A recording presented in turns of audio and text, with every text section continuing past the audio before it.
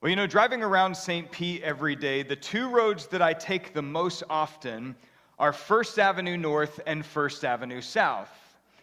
And the reason, like many of you who live in this area, the reason you take these two roads is because these are really the only east to west roads that run these sorts of ways that you can quickly get to where you're going without having to stop at every stoplight. In fact, for decades, the best kept secret in St. Pete is, hey, if you want to get to the other side of the peninsula, take First Avenue North and First Avenue South.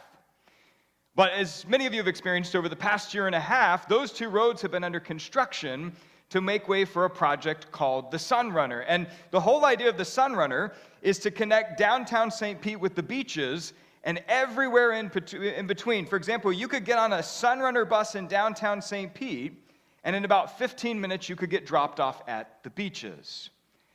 Now, friends, I have yet to meet a single person who has a neutral opinion on this project. Like, people either absolutely love it or they absolutely hate it. Like, I've talked to people who said, hey, this is a big step forward for our city. It's going to be great for the tourists. It's going to be great for the residents. I mean, this is the future of public transportation. I can't wait to ride it. And then I've also had people who have said, man, this is the worst thing in the world. Like, you've taken the two best east and west roads in Pinellas County and you've ruined them. I mean, this is almost as bad as Hallmark Channel original movies, right? Now, friends, regardless of how you feel about the Sunrunner, the reality is that it's here, and with it comes a new set of traffic rules. And the biggest one, if you've been on these roads lately, take a look, is that the left lane has been painted a dark red, and on it are words and symbols indicating that the left lane is for the Sunrunner buses only, with the exception that you can use your car to turn left onto a street. You can actually go into that lane temporarily. Now, I have a good friend that said, well, what if I'm eventually going to turn left in like 50 blocks? Like, can I stay in the bus lane for that entire time knowing that I'm eventually going to turn left? And I was like, I like your thinking. But I was like, let me check it out. So I actually looked it up, and according to the PSTA, this is the rule. It says the bus and turn lanes are open and you may use them, but here's the key, up to a city block when turning at intersections and into driveways. In other words, the rule states that you can't just drive in the bus lane for blocks and blocks and blocks under the assumption that you're eventually going to turn left. Instead, you need to actually get into the bus lane when you're right about to turn left. And so over the past few weeks, many of us who drive these roads, we've had to adjust to this new traffic rule. And for most of us, I'd say almost everybody, seems to be following the rules pretty well. But every now and then, coming here to work or leaving, I'll see a driver who's clearly frustrated with the flow of traffic, and they'll get over into the Sunrunner bus lane and speed past all the cars. In fact, just a couple weeks ago, I saw a driver do that very thing. You could see he was clearly frustrated, and a few seconds later, I looked in my rearview mirror, and all I saw were red and blue flashing lights. This time, they weren't pulling me over.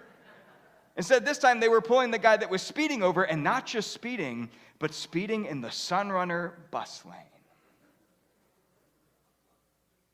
Now, friends, that guy was a rule breaker. Let me ask you this morning, just by show of hands, how many of you would consider yourselves to be a rule breaker?